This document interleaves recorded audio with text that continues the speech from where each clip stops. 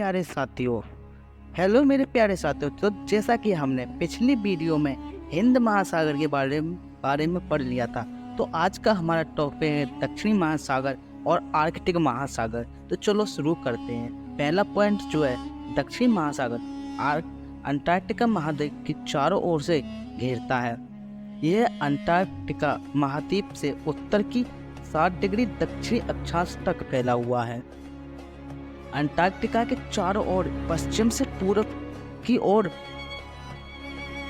महासागरीय धाराएं प्रभावित अंटार्कटिका सर्द पोलर संकट ACC होती हैं। अगला पॉइंट है सबसे गहरा बिंदु दक्षिणी सैंडविच ट्रेंच है। तो इसकी आकृति देख लेते हैं हम किस तरह से बनते हैं। देख सकते हैं दक्षिणी महासागर एक तरफ से प्रशांत महासागर, अंटार्कटिक महासागर, इंडियन ओशियन और अंटार्कटिका महासागर से इस तरह से घिरा हुआ होता है। चलो तो अब इसी दक्षिणी महासागर तो अब कंप्लीट हो गया। अब हम अपने आर्कटिक महासागर के बारे में थोड़ा बहुत जानते हैं। चलो स्टार्ट करते हैं। आर्कटिक महासागर, आर्कटिक ओशियन, इसका पहला पॉइंट है आर्कटिक महासागर उत्तर ध्रुव वृत्त में स्थित है तथा ये ध्रुव उत्तर ध्रुव की चारों ओर फैला है। अगला पॉइंट है सबसे छोटा तथा सबसे उथला महासागर है। अगला पॉइंट न्यूनतम लवणता वाला महासागर। अगला पॉइंट यह प्रशांत महासागर के पिछले से छिछले जल बारे एक संकरे भाग से जुड़ा है जिसे बेरिंग जल संधि के नाम से जाना जाता है। अगला पॉइंट है यह उत्तर अमेरिका तथा यूरेशिया से घिरा है। अगला पॉइंट है सबसे गहरा बिंदु मोलाय द्वीप है।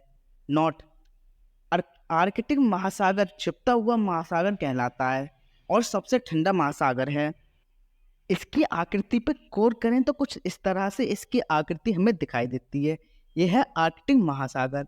एक तरफ रूस, दूसरी तरफ प्रशांत महासागर, साइड से यूरोप, उत्तर अमेरिका और अंटार्कटिका महासागर से घिरा हुआ है। तो दोस्तों ये थे आर्कटिक महासागर के बारे में कुछ पॉइंट। चलो अब आगे देखते हैं। दोस्तों इसी क्रम में हमने सारे महासागरों को लगभग क्या सभी को खत्म कर लिया।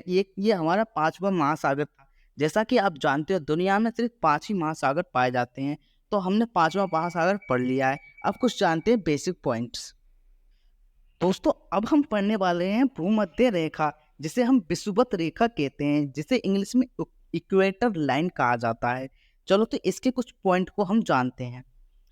0 डिग्री अक्षांश वाली लाइन है ये दोस्तों, एकमात्र अक्षांश जो महान वृत्त है पृथ्वी को 2 बराबर भागों में उत्तरी व दक्षिणी गोलार्ध में बांटता है।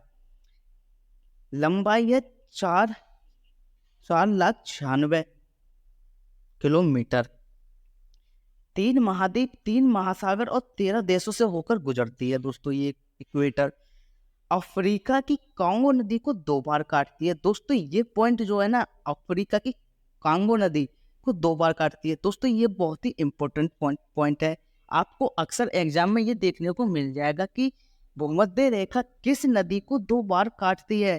तो आपका उत्तर होगा भूमध्य रेखा कांगो नदी, जो कि अफ्रीका में स्थित है, उसे 2 बार काटती है। चलो तो अगला पॉइंट देखते हैं।